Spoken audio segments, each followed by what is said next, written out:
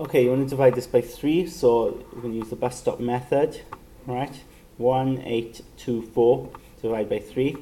And 3 doesn't go into 1. Of course, it'll go into 18 6 times.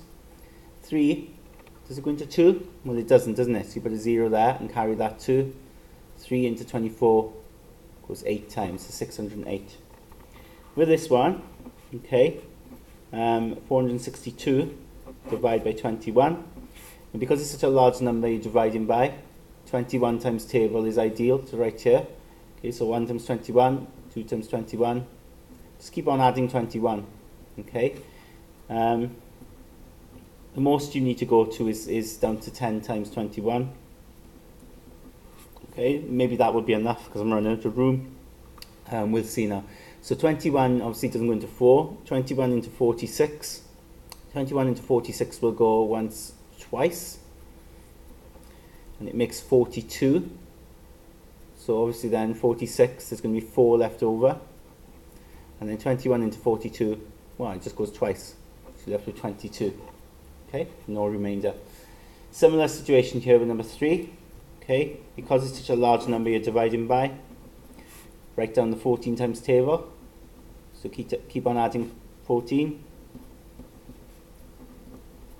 Okay, 14 into 8 doesn't go to 88. 14 goes once, twice, 3 times, 4 times, 5 times, 6 times. That makes 84, so there's 4 left over. And then 14 into 42 goes 3 times. Okay, number 4. Now remember, when you're multiplying and you've got zeros, okay, it just makes the zeros make the number even bigger. But just think about multiplying 2 and 4 together. Okay, so you get 8, and then add the zeros on.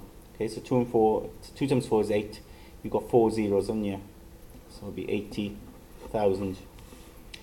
Question 5, I would employ the box method here, okay, but there's lots of methods you can use to multiply. You use whichever method you're comfortable with, alright?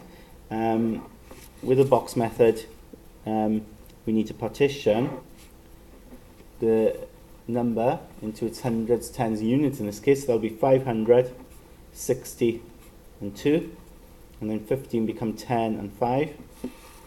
Okay, so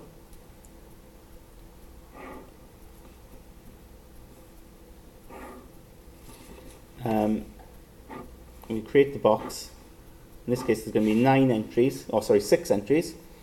6 entries, and because we partitioned it into its hundreds, tens, units, and 15 into its tens and units, it becomes easy. So here we've got 500 times 10, which is 5,000. 60 times 10 then, for this box, 60 times 10 is 600. This box, 2 times 10 is 20. This box, 5 times 5 is 25, and add the zeros. This box, 5 times 60 is 300, and this box, 5 times 2 is 10. Add them up. Okay, so when you add them up, add all the entries. Okay, line them up like this. So the units will add up to 0, the tens add up to 3, the hundreds add up to 14, so 4 carry 1, and then the thousands add up to 7 plus the 1 is 8. Question 6, when it comes to multiplying decimals, right? Remember, we make it bigger. Okay, we just ignore the decimals. I've made that 10 times bigger. I've made this 10 times bigger. So overall, I've made it 100 times bigger. But we can work this out, and then we'll deal with this one later on. So 22 times 34. Okay.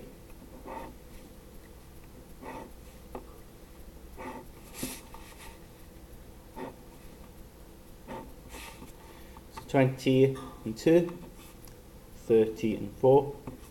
This box, 20 times 30 is 600, 2 times 30 is 60, 4 times 20 is 80, 4 times 2 is 8. Okay, so we'll add them up, 600, 80, 60 and 8. This becomes 8.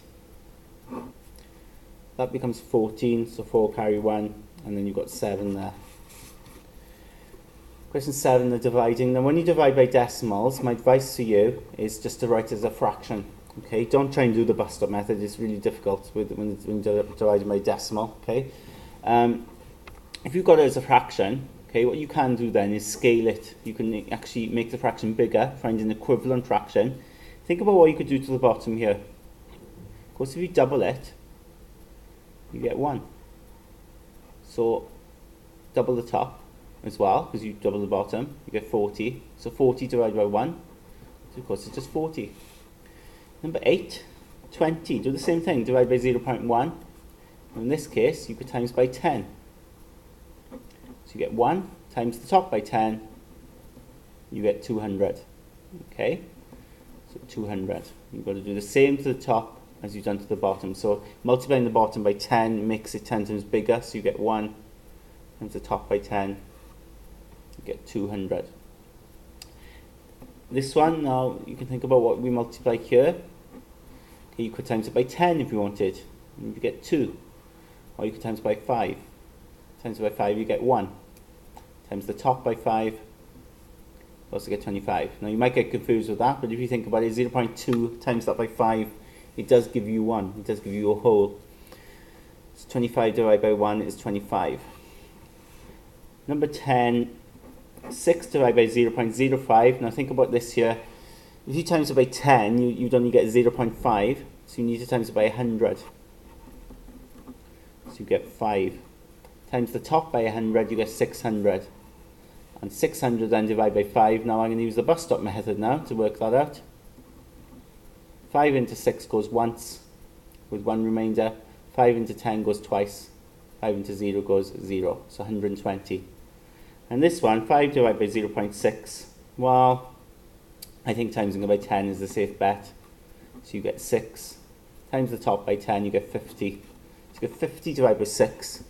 Not so nice, because I don't think 50 does go into 6. Oh, sorry, I don't think 6 does go into 50. We could simplify it. We could halve top and bottom, so that comes 25 over 3. What we've got here is an improper fraction. Okay, we can't simplify that any further. 3 goes into 25 8 times, doesn't it? When there's 1 left over, so we could write it like that as a mixed number.